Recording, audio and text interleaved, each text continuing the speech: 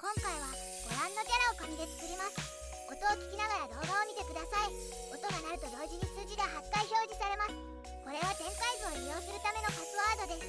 ぜひ最後までご覧いただき、組み立てに挑戦してください。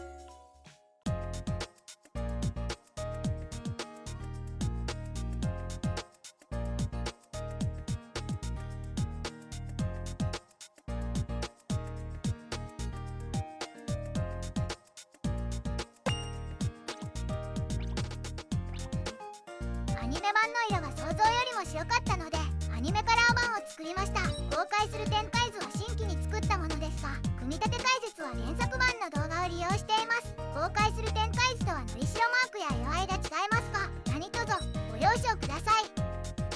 完成見本の動画部分は新規に撮影したものなので、映像の通りの仕上がりになります。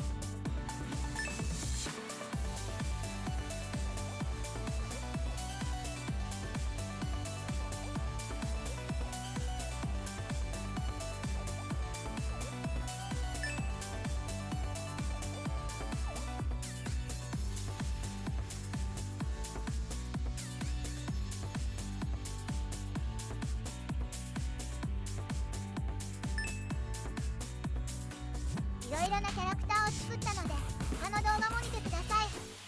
お気に入りのキャラがいるかもしれません。次の動画でまたお会いしましょう。